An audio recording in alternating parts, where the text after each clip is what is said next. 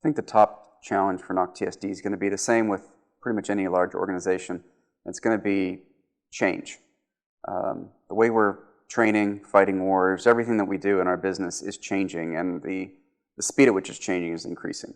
So we really need to improve our iteration speed. We need to be able to adapt systems on the fly while they're deployed to capture the latest tactics, techniques, and procedures. So we need to get to a more connected, software-defined set of training systems that we can rapidly push changes to. And that's going to stress the acquisition system, the technology involved in the systems we're deploying. It's going to be a big seismic change going forward, but we've got to do it to stay relevant.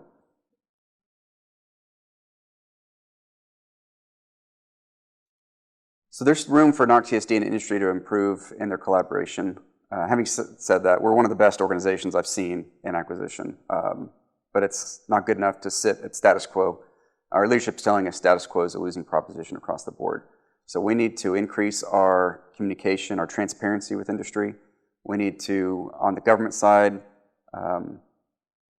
do what we say we do. For instance, if we don't know the final requirements, then maybe we need to come in with a cost-type contract and figure it out together. If we do, we need to be very specific and stable in those requirements and put it out and let industry execute. We can't straddle the railroad where we don't know our requirements and we keep playing Bring Me a Rock, but we do it under a fixed price contract. So that's on the government side. We can improve in areas like that. On industry side, we need speed. We need people to hit the deadlines they're signing up to. We need them to return proposals on time. We need them to let us know what it is we're doing on purpose or accident that makes it harder to work with the government. So if we're writing requirements in a weird way and that's driving bad responses from industry, we need to know it or we'll keep doing it. But we really need speed.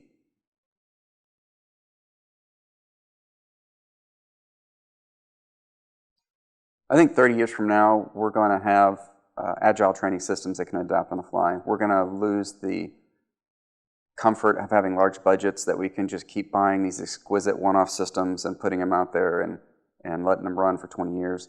I think we're going to start interjecting what's today cutting-edge technologies, whether it be artificial intelligence, data science, those kind of movements, and it's just going to be resident in all of our systems.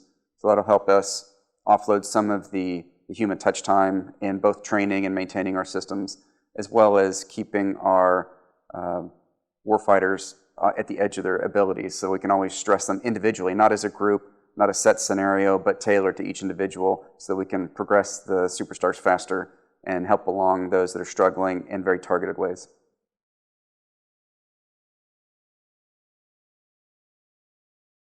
I think the best practice I've seen at NAWCTSD that I don't see in a lot of other commands that others could benefit from is our willingness to celebrate behaviors and not just outcomes. So if you're going to stress to everybody, industry, our government civilians, the warfighter, that innovation and trying things differently is really what you want to do, then you need to celebrate them trying that, not just accomplishing that.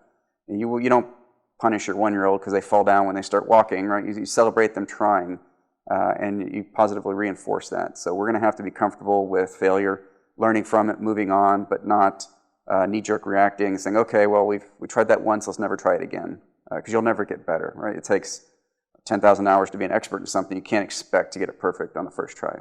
So here we do that variety of ways, one of which is the This Is the Way Award, where it's all about behaviors. We don't even wait for the outcome. If we hear about it early enough, we'll celebrate the attempt. As long as it's one of those core behaviors we want to see replicated, and that's really what we're trying to ingrain in the workforce.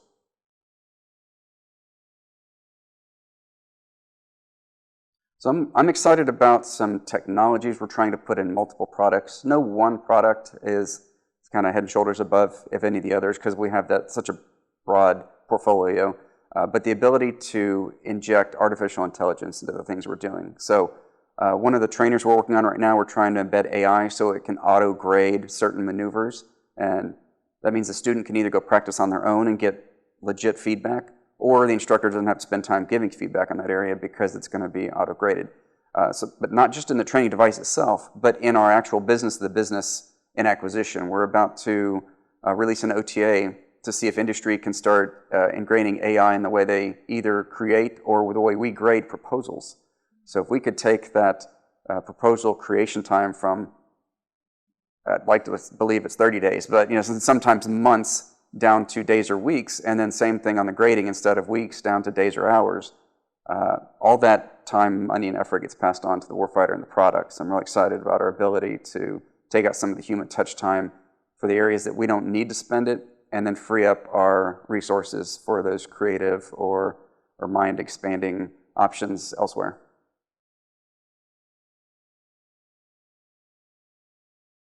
So I love to continue to learn. Everywhere I've been, I take a class on the side, whether it's from Monterey or right now Johns Hopkins course in data science. So I do that on the side. So a lot of my reading is school, but I also always have two reading projects go on. One will be a book on my nightstand, which right now is the Bob Iger autobiography at Disney.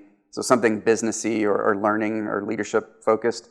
But then in my car, I always listen to audiobooks too. I don't like the same radio station over and over. So that's normally something that is tied loosely to our industry on a science fiction kind of stretching. What would you do with this technology tomorrow, whether it be something like Ender's Game or Ready Player One, those kind of books. And so right now it's about colonizing Mars and how we would do that. So always in the leadership and science fiction type realms in addition to school.